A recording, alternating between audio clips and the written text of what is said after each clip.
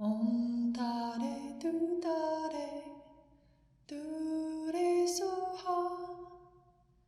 Om Tare Tu Tare Tu Re Soha. Om Tare Tu Tare Tu Re Soha. Om Tare Tu Tare. Okay, we're set to go. Good evening. Welcome back from your trip, and welcome to those of you online. Great to be with all of you on this second day of the Year of the Water Rabbit. We are going to move on into the text. We had a fairly rich discussion on the history of Buddhism, the role in the different lineages, and the way to approach your own Buddhist path, and what we talk about with the four authenticities, and bearing in mind that there's no place in Buddhism that's it's this way because we said so. Doesn't work. Everything is to be tested, analyzed. It's real healthy to have a skeptical, discerning mind. And the way that we cultivate any real realization or faith in anything is to test it, to have a faith that's built upon something that you can really lean into. So the teachings, and there's a section in this text that we didn't cover, but this group of people when the Buddha was teaching that came and asked, how do we know that your teachings would be the right ones? He said, you don't. It's not. You have to test it. Either is for you or it's not. You should question these things. So we went through those four authenticities and how one might engage in the path first, just testing to see if these methods are working for you. Do they change your life? Do you have some experience? And then maybe some faith in the teacher, then the teachings themselves, and this whole path. But it doesn't work very well to Dalai Lama said so there it is. It doesn't work very well. We really need to kind of go, okay, let's test this out. Let's put some of this into action, see how things work. Let's bring a mind that is looking at, do the people who I see as teachers or spiritual partners on the path and people engaged in this, what's their life like? What are they like? Is that something I want? Are there role models? Are there, people I can believe in? Are there examples in my life? And then, I think we can gain some sense of, I think, a faith that's grounded in something that will be there when things get tough. Blind faith doesn't work so well in those times. And this path takes effort. Things take effort. Also, to recognize that when we talk about faith, it's not some big metaphysical thing. A lot of us have faith. I have faith that there's going to be soup when I get home. I have a lot of faith in that. I chopped up all the ingredients. Laura called me when she got home. She's going to cook it. I got a lot of faith that when I get home, there's going to be some homemade soup. And, it seems reasonable, right? We operate on faith all day long and often don't recognize it as faith. I mean, we generally show up to work and we have a lot of faith that they're going to give us a paycheck. Right? I'm reliable, turn in my schoolwork, going to get a grade. There's things that we've done that if I'm going to take this trip, I've seen the brochure on the vacation thing. We'll hear about yours later. You had some faith that the place was going to be there, that you made your reservations and things like that would happen. All day long, we operate on faith. It wouldn't be very, be kind of tough to not, And so likewise, faith in a spiritual path, faith in a journey is going to be very very effective if it's developed appropriately. And so that was the bigger talk last week. And then if we decide, okay, it's worth going to that Dharma center, that teaching, or to try some of these things in my life, and I'm interested in working with some of these skills, where's our entry point? And that's where we're at today, which I just have found fascinating. Things, pop up in ways, and they arise at times where the message that I attended a teaching with one of my teachers online over the weekend, Tenzin Priyadarshi, Venerable Tenzin Priyadarshi. And he made this real strong emphasis about things that we'll be talking about today. And but fundamentally, it's about if you don't have compassion, none of this is very relevant. I mean, it's just not. And then I turned on a teaching from Khandro Rinpoche. I've been doing some teaching. She's sharp. She's amazing. And then she's the same point, man. She's just, she's giving this whole talk at the Berkeley Center, all this intro Buddhism and all that. But basically she said, all that's not really going to matter at all. It doesn't really matter. You're not going to remove these obscurations that trouble us.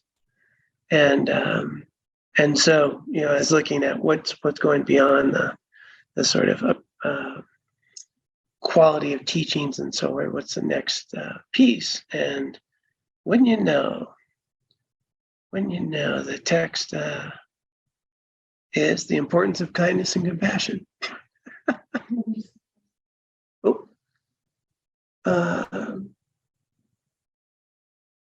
Can somebody click on that so I don't have to get it? So somebody is recording this, and we would ask that you probably not record it. We do record it, and we do post it, and we make a podcast. So those of you online, just to respect for others who are in attendance, that would be helpful. Okay, so then we turn to the importance of kindness and compassion. So I'm just going to, go with the text here for a little bit, His Holiness and Bhikshuni Chodron making some nice points here, and then we'll elaborate a bit after I take a sip of water.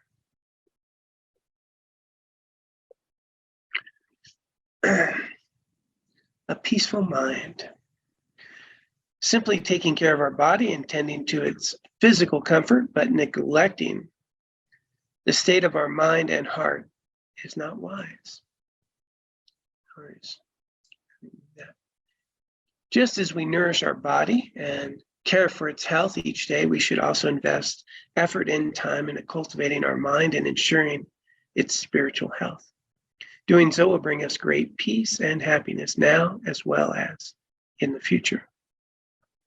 Whether or not you accept future lives, counteracting disturbing emotions and cultivating our good qualities are still extremely important.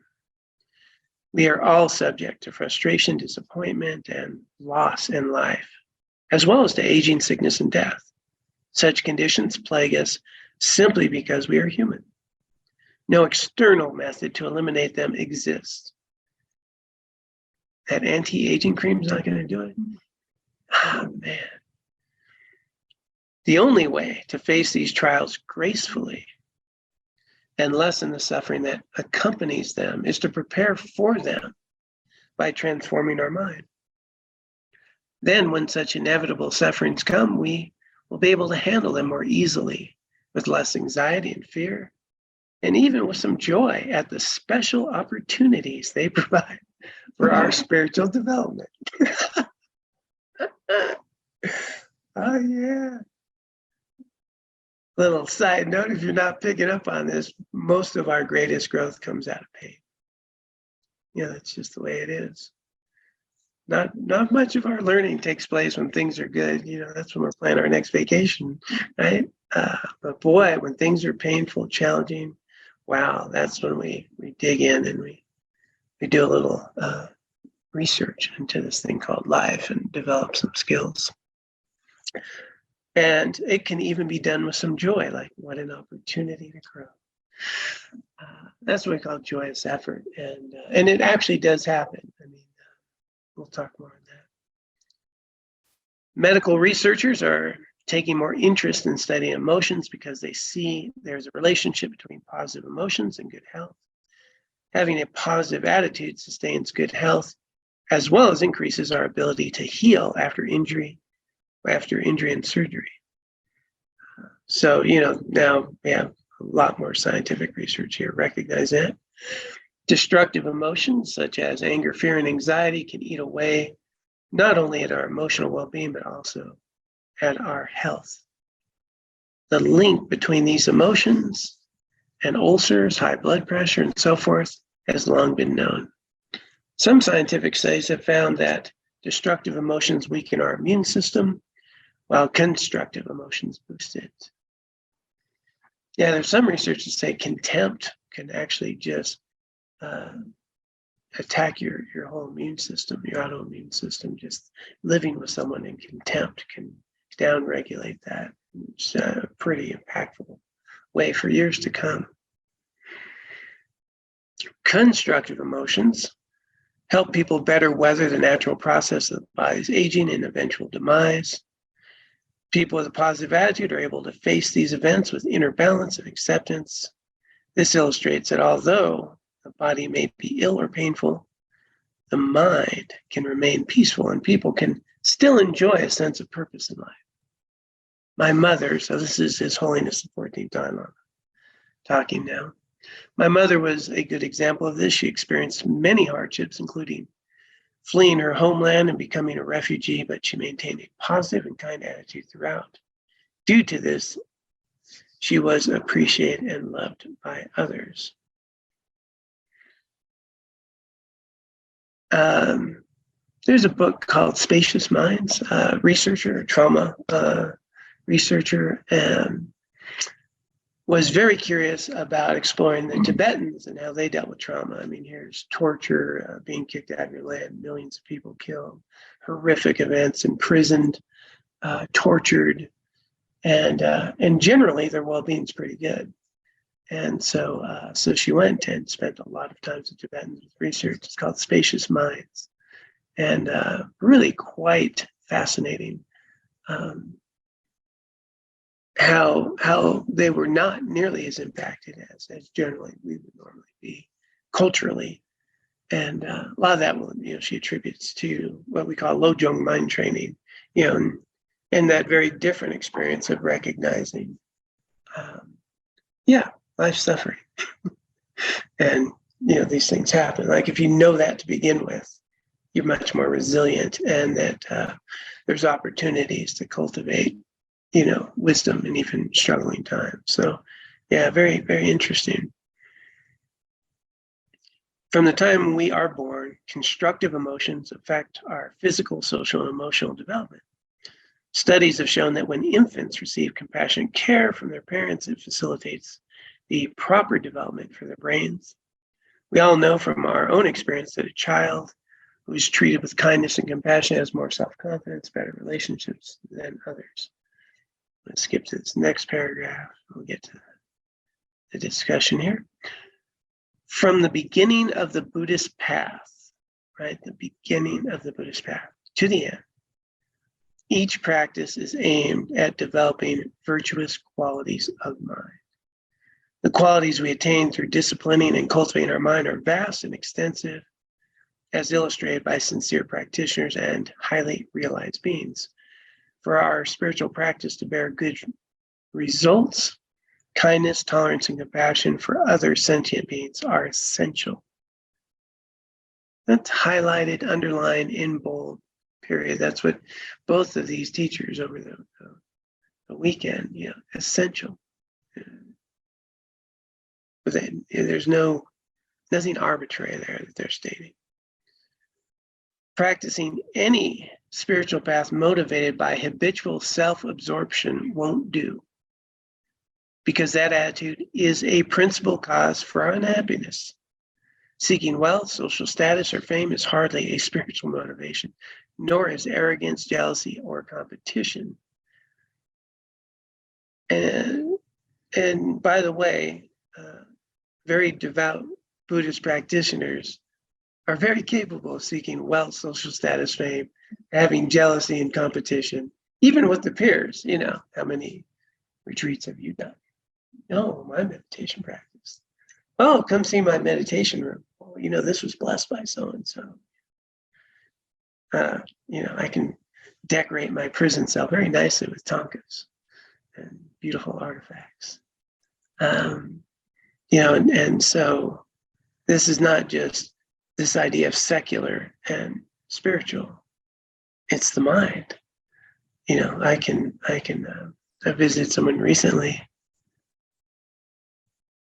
try to put it delicately, but the whole identity of the office, the space, the person, it was beautiful prison cell. It was just a statement of, who I am, right? I. And that's the very core root problem. So it's sneaky. It's really sneaky. We're not talking about secular spiritual. We're talking about the mind. Am I doing something that is cultivating, a sense of pride, jealousy, competition, comparison? Or am I cultivating something that recognizes our interdependence, that, your value is actually contributing to my life. And I wouldn't have anything without all these others. And we're in this thing together. There's an understanding of interdependence, which is, going to be really critical. So to progress on the path to awakening, we need to begin with and maintain a sincere attitude that deeply cherishes others and that cares for ourselves in a healthy way, without being either self-indulgent or self-denigrating. Tricky business there, right? We could beat ourselves up for taking a night off and watching Netflix. Enjoy the Netflix, all right? Again, my self-critical mind is actually self-centered. And so balance, so that's a tricky business. That's something to work on. Such a mental state is necessary both to live happily in this life and make our spiritual practice effective. So it's going to help us, live, be more resilient, and really help us engage in this Buddhist path.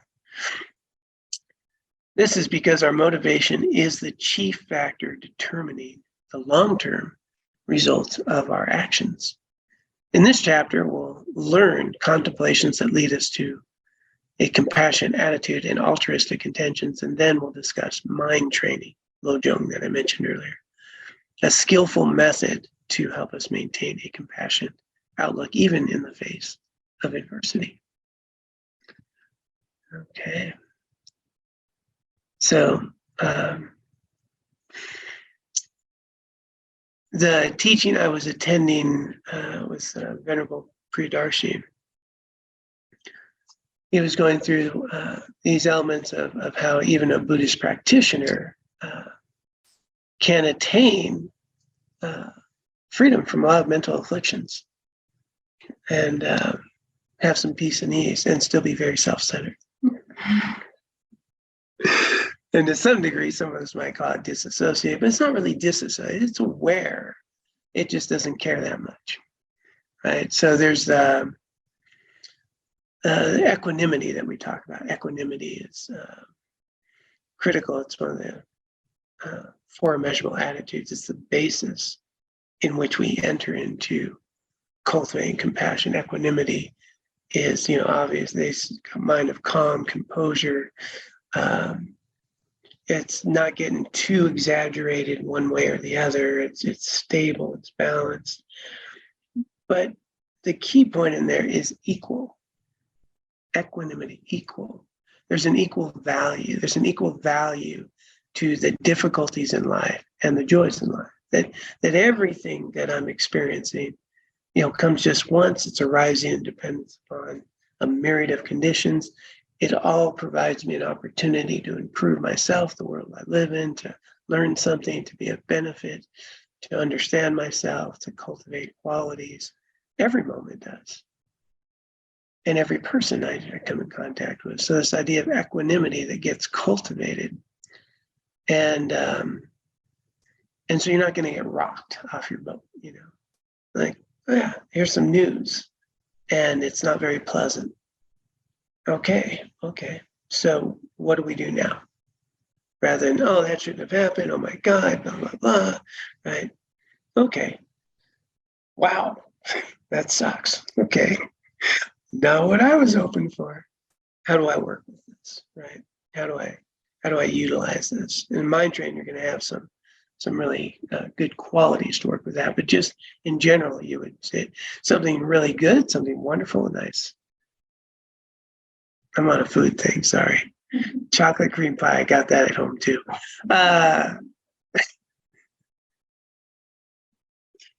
Sometimes I try to get off the food thing, but that's what's arising. And then I can enjoy this, and I can enjoy it, but not with the attachment. Like, if it's there, it's not there, but it is there. So, yeah, all right, let's do this. And so, with a real foundation, equanimity, you can actually really love and appreciate someone without all that attachment and clinging. It eliminates your ability to love and appreciate someone. Then I just love and appreciate them when they do what I want them to do, and they make me feel good. And I don't like them so much other times. And so I'm bringing this up because with that kind of equanimity, which is the basis from which we can, cultivate this care and this compassion, this understanding of our interdependence and this union that we have.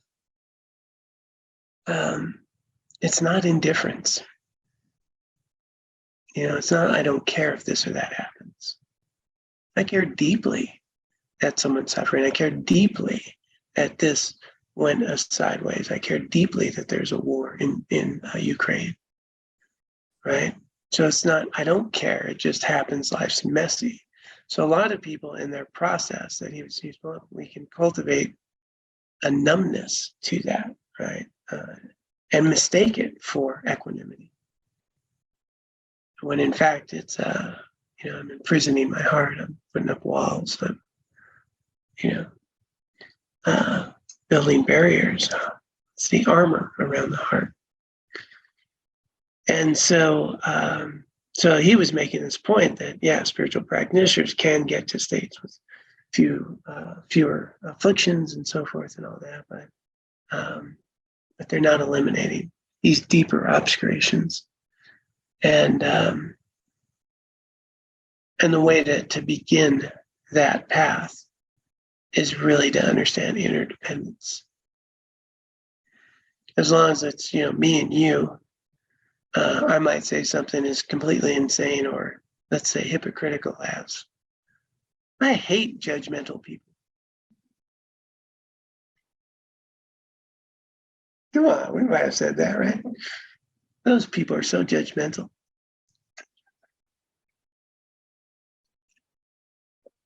Yeah, pretty funny people we are. So, what if, as we've talked about before, recognize how every single thing I have, every piece of wisdom I have, every ability I have, everything I own, everything I get to do is because of countless others that have provided me with the language, the education, the books, the schools, everything in my life. There's nothing that is independently me that isn't arising from everyone else and animals and efforts and people that did things centuries ago that have created conditions for me to be whatever I'm experiencing now. I'm fully supported at all times by everybody. And so really understanding and living with that understanding of interdependence with each other is this vast opening to recognizing this opportunity that I can see the value in others. Often we'll say the annoying customers, the reason I got a job, or I love it. And there's a couple of people who work in treatment field. I do that as well. And I'll be working with counselors at treatment center and say, man, those clients are difficult. I'm saying, that might be why they're here. I don't know. I'm pretty sure that's why you got a job. Yeah, I'd love to have those clients come in that just self-actualize, going to work on their stuff. And, just do that. And they'll be complaining about the other. I was like, oh, it's fascinating. And then, how many times do we just think I'd be happy if only you were different, or my partner was different, or my partner didn't do this or that,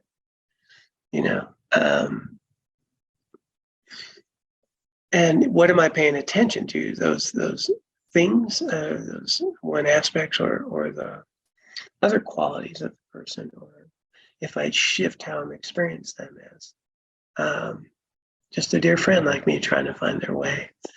And not having some of the skills that I fortunately have. And not have an attitude that I'm better than anyone, but I am more fortunate than many, right? I'm more fortunate than many because people have helped me learn how to live in ways that are a little more productive than they used to be. No reason to look down on anyone, right?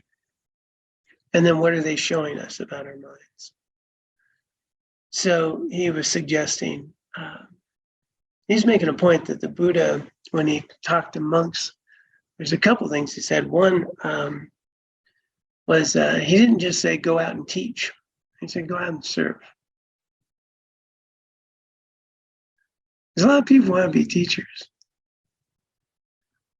Yeah, but where you really develop yourself is in service. I got to travel with monks from my monastery, and so there'd be a group of us, and usually about 6 monks, 6 or 7 of us, and they're Tibetan monks from my monastery, and then there'd be one high lama, one of the kind of geshes, who's kind of the spiritual mentor of the group and does the big teachings, and everybody has their role to play, and they create mandalas or do different skill sets that they offer. And I did 2 tours. One was a year and a half, one was about a year. We travel around the country or in a new town every week. It's a lot of work. We load up a trailer, we break things down, we live in people's couches and sometimes hotel rooms, sometimes college dorms. Not a great place for monks, in my humble opinion. So, and sometimes fancy homes, sometimes we'd be in Aspen, had like 7 bedrooms, 6 bathrooms, or like that. And then sometimes they're on somebody's apartment floor. It's just an adventure. But the monk who was always cleaning the floor, doing the dishes at whatever house we're staying at, generally was the highest lama. He was up before the youngsters. He was doing the dishes, sweeping the stuff. He was helping load the trailer, and you're like, yeah, there's a difference here. There's a big difference. Like, and you could just feel it in their presence, like you talk to them and they care. And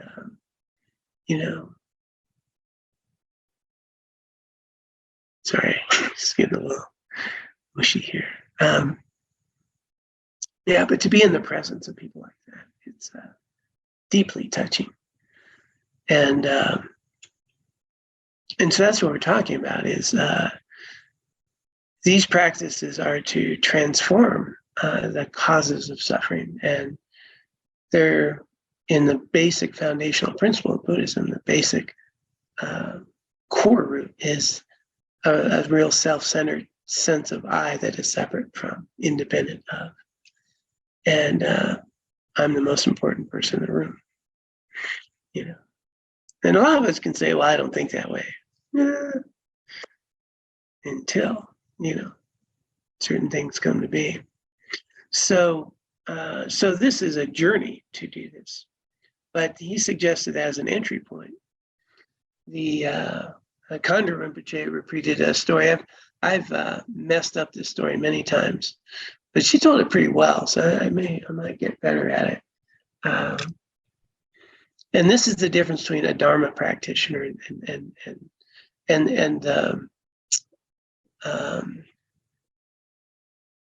mistakes that might be made. In other words, we might want to be Dharma practitioners, want to do these things. And we might be very earnest in our efforts, but we may be led astray a bit. And so the story is, it could be told sometimes so as an elder who wants to join a monastery before the end of his life. A lot of, especially in Asian cultures, it's kind of like you do your life, you'll have family, and you're going to die. Okay, I'm going to get spiritual, and so we get engaged in practice.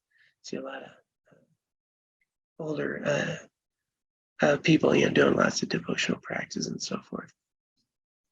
But could be just a young. I think she said just someone who was just earnestly wanted to join the monastery, wanted to be a good monk, and joins the monastery, and and he didn't get a lot of direction, so he was trying to think, okay, I really want to do this. What I do, I should meditate. So I'm going to meditate.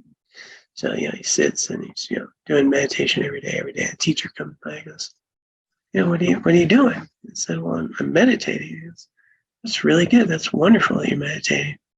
But wouldn't it be better to practice the Dharma? And it looks like, okay, that's not it. I'm gonna study scripture. Study scripture, study text. So he's getting there. He's doing all that. Studies, doing recitations. And goes on for a while. And teacher comes by and says, what are you doing? I'm studying the Dharma, the scriptures. And that. So that's wonderful. It's great that you're doing that. It's wonderful. Wouldn't it be better if you practice the Dharma? And it was like 6 different things. One is doing the devotional practices and laws and so forth. And so finally one time when he's doing this, and teacher asked him, he's frustrated. He said, what the heck? I'm trying to do all this. And you just, what's the Dharma? And he said, how about you practice compassion? All this effort you've been putting in, you're not, I haven't seen any kindness to you, and thought of kindness and compassion. It's very self-focused. I'm going to stay in the Dharma. I'm going to do this. And, but the Dharma is about transforming our minds and cultivating this compassion.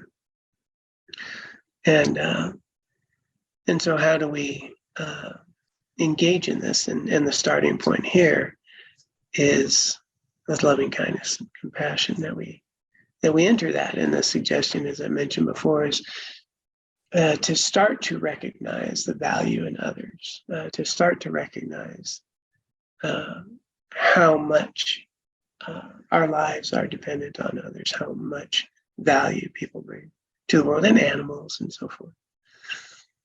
And so we get more connected. We get out of me and get into we, and understanding that experience more, and open our hearts up, not close them down. And so the foundation of certainly the Mahayana path, and then of course Tibetan and so forth, is compassion. That's the entry point. That is the thing to be cultivated, to work on. And then with that recognition, as we engage in these practices, they'll bear a fruit of connection, a fruit of ease of mind, a fruit of well-being, resiliency, much more so than that more, I'm going to do this kind of thing. So I thought it was very ripening that both teachers would talk about these very same things. Losar's coming up as well. And then, open the text. I think, that's a good space to begin. So having said that, I'm going to pause here and just see if anyone online or here physically has any questions, either about our topic last week or this entry point into Buddhist Path.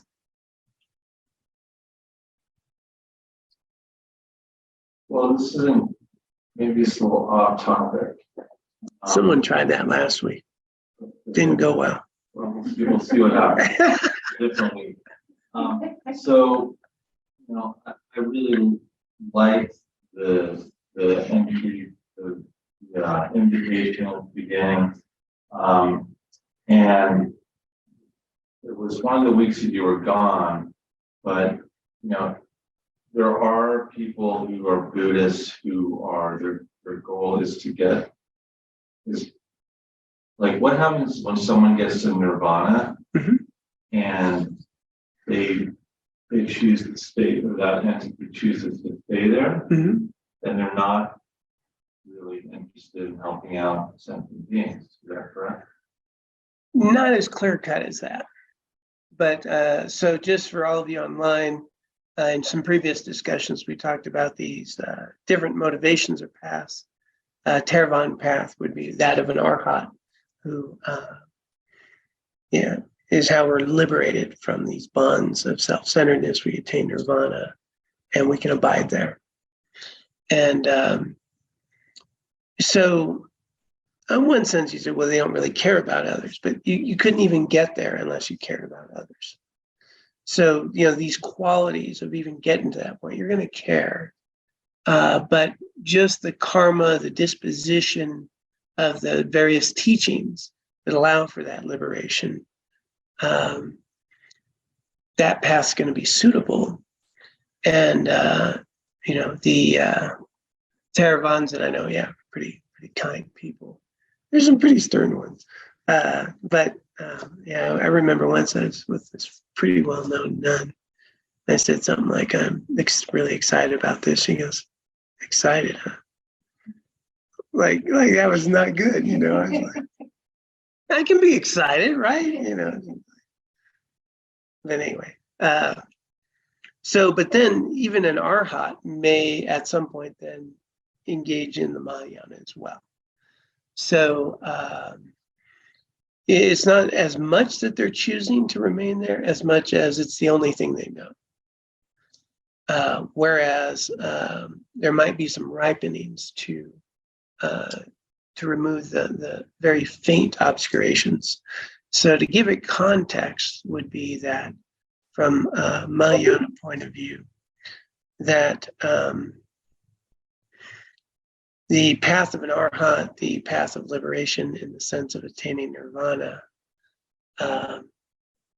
you've removed, obscurations of self-grasping and karma and things. But there's these very subtle stains of obscurations that are, you're not a complete Buddha yet. You're not, that. And so these very faint, and the analogy would be, like I cut onions earlier for the soup. There's going to be soup, right, Laura? I hope you're there. So onions are gone, but sometimes the smell of the onions remain, right? So it'd be like that subtle of an obscurations that still remain within a mind stream that they just, they don't know that yet. But they can then, at some point, karma may ripen where they can remove those and become a Buddha and a Bodhisattva, and that can arise. So it's not like they're choosing to be selfish. It's like it's the only knowledge of the path that they know and understand, and arhats can still be helpful to others. There's a whole bunch of within Buddhist teachings about arhats that are helpful, but they just haven't had the ripening of the Bodhisattva path for them. That's a great question. I need to stew on that a little bit more. Okay, let's simmer.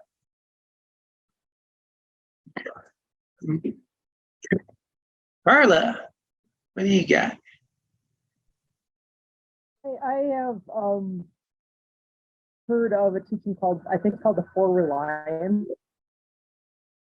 Don't rely on the teacher, rely on the word. Is that what it? Yeah, four reliances. Don't just rely on the teacher, rely on the teachings, not just the teachings. Ultimately, you get where the essence of the teachings, right? Yeah. So I was just you mentioned using, or not using, but seeing your teachers as role models in developing your faith of the Dharma. But the four reliances kind of seems to maybe say don't rely on your teachers. Maybe I misunderstand. Yeah, so you actually, yeah, the whole, to find a teacher and teachings you can rely upon are, incredibly important.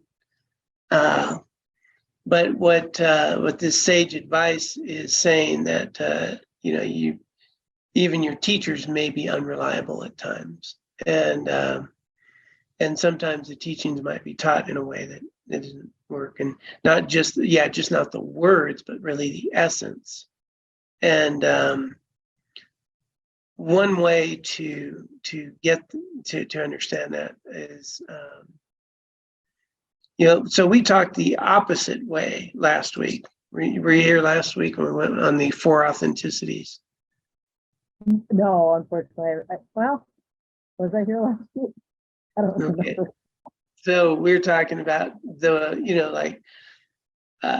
teachings come from the Buddha, and then the teachings come in these teachers, and these sort of how you gain faith in a Buddhist path. Starting from the Buddha, working your way down to, the actual practices. Yeah. And then, but the four authenticities works just the other way. Like, in order to get there, you need to start with your experience with the practice.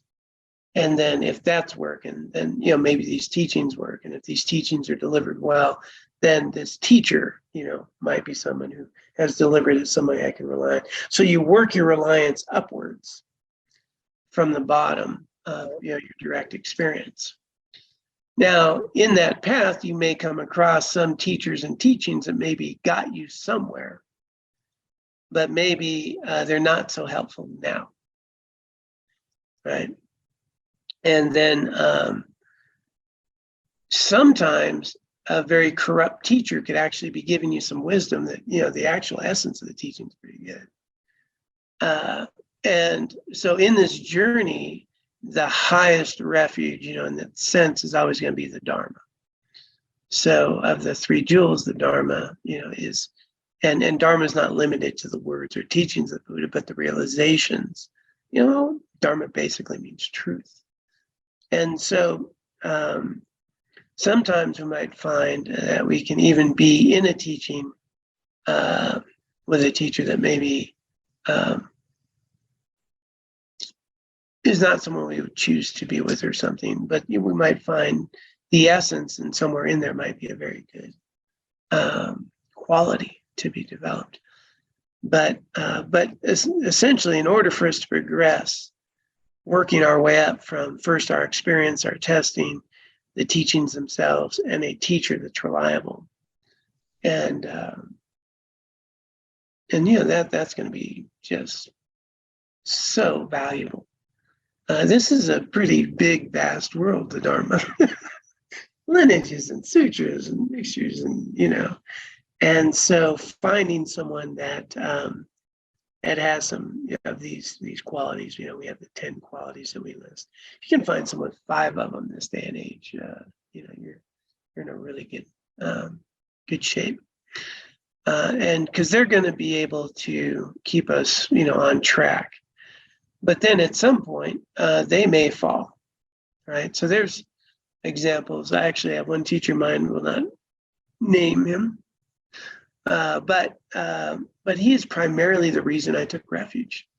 At the time that I was studying under him, he was in good graces with everybody, and these teachings spoke to me, opened my heart, and I listened to this one teaching on taking refuge, and it convinced me I was ready, and I took refuge with my teacher up here, Geshe Sultan Gelsen, and he transformed my life. Now, a few years later, he went off the train, and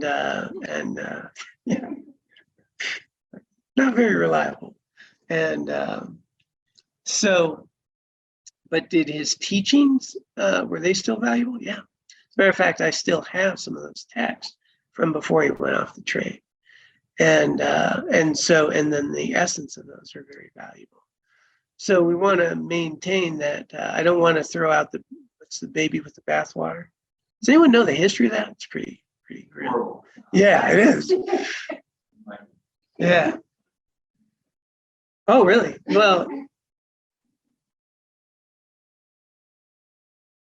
do people want to hear about the baby with the bathwater thing? Back in the days, the bathtub, the whole family would use the same bathtub. And then, the man in the house would go first, and the mom and the kids, and, and all that. You were working your way down to the little kid. By that time, the water was filthy. And when you go to empty out the water, make sure the baby wasn't still in there. It's kind of gross. So don't throw the baby out with the bathwater. I used to be a history teacher. So with these teachings that we receive from teachers, their essence of them are going to be something to really rely upon in our spiritual growth. And we may find from time to time, a certain teacher is maybe not for us anymore, and another one might be, but not to and also not to get too literal sometimes in the teaching. Sometimes we get stuck in a box of the teachings and hold on to something when there's layers of meaning. And as we cultivate our own sort of qualities of understanding, there's a certain ripening of practices that might be more suitable within that. But don't get too dogmatic, basically. There's subtlety to these teachings. Is that helpful, Carla? Yeah, thank you. All right, thank you. I don't want to hog the call. I do have another question, but if somebody else has something. Yeah, I thought Jesse was going to say something, but I think we'll let you go ahead. Okay. And this is, you touched on this a little bit earlier this evening, but it's something that's come up recently about expressing empathy towards someone who is suffering and how to go about doing that skillfully. And at one point, some time ago in one of your teachings, I think you mentioned something about validating that person's feelings. Mm-hmm. Maybe that's not quite.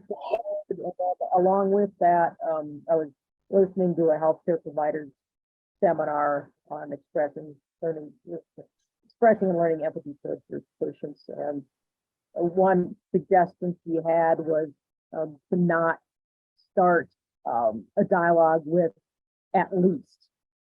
At least this didn't, to try to create a silver lining and to me, trying to reframe things that I feel are causing me suffering is invaluable. So I don't know if maybe if you want to, touch, since you seem to have a pretty good grasp on, secular methods of therapy and Buddhist methods of therapy, because I would be very tempted to try to help somebody reframe as part of my outreach, reaching out to them in empathy.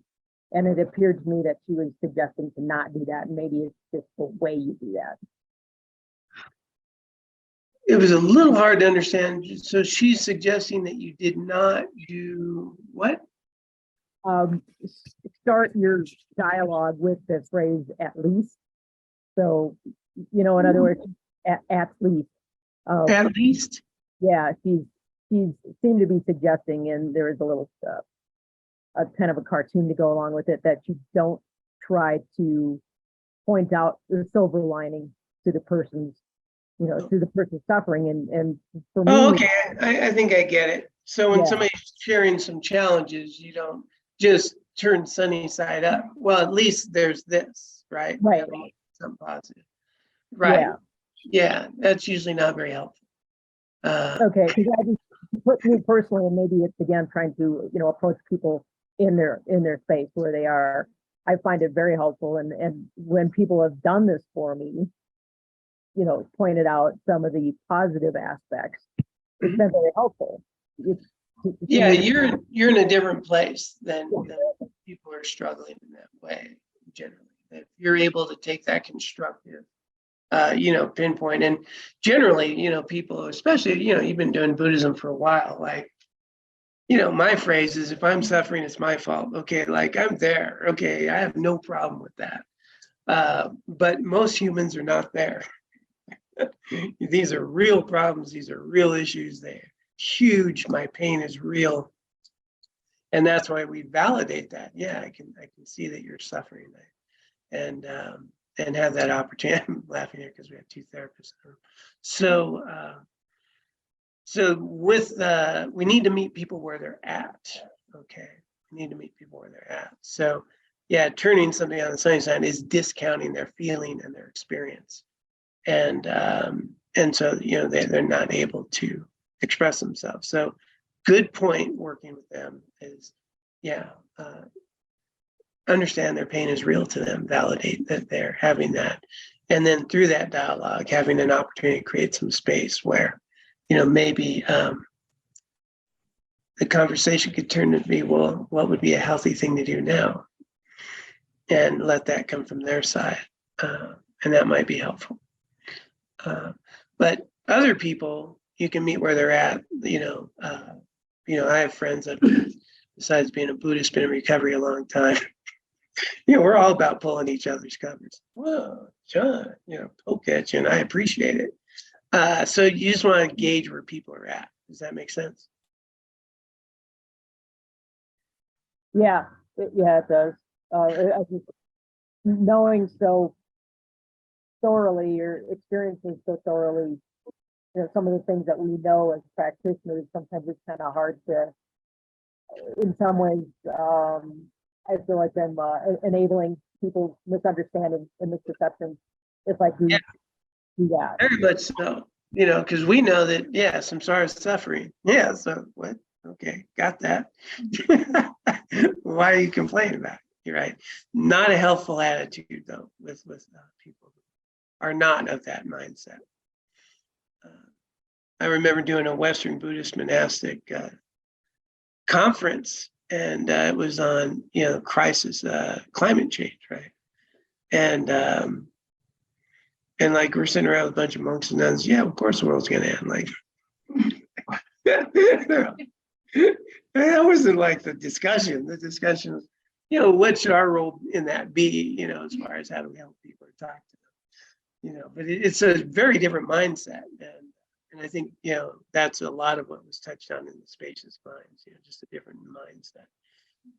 But for people who are not of that mindset, in a very human experience, validating, acknowledging their feelings. As Tenzin Palmo points out, all of us need to have a really healthy sense of self in order to eliminate self-grasping. In other words, we can't do it if we're neurotic or insecure or uncomfortable. Like, first, we need to be really healthy and well to engage in a path that would start to let go of some of those things that are actually creating some struggles in our lives. So just meeting people where they're at in the worldview they're in. But most humans, it's really, acknowledge their pain and even just hold space for that if I don't know what else to do. Yeah, good stuff. Good questions. You always have good stuff. All right. Well, we're at our wrap-up time. Is there something else I want to say? So with this invitation this week is to start to notice as much as you can that sort of self-centeredness as it arises. And let's see if we can loosen that up a little bit. Because, I can tell people just how I'm way more compassionate than that other person.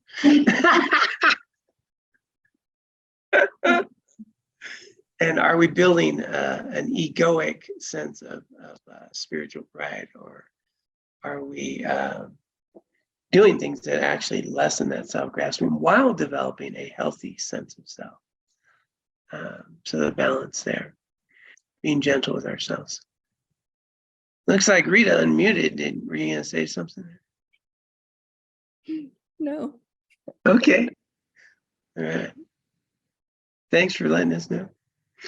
All right, let's go ahead. For those of you who'd like to join me and dedicate the merit of our time and energy here on this second day of the year of the water rabbit.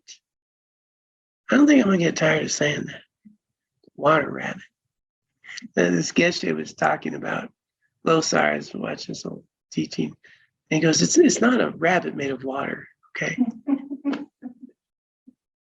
It's the element water and the animal. Okay.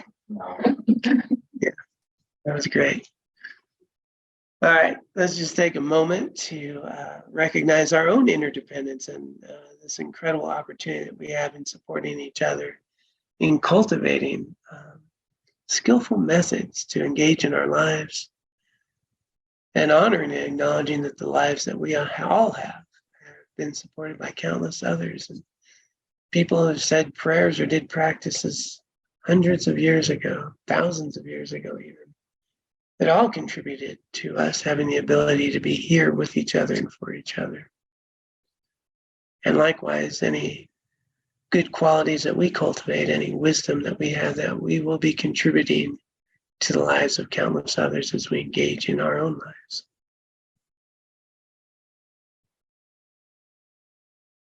And now let us dedicate. By this merit, may I soon attain the enlightened state of Guru Buddha, that I may be able to liberate all sentient beings from their sufferings.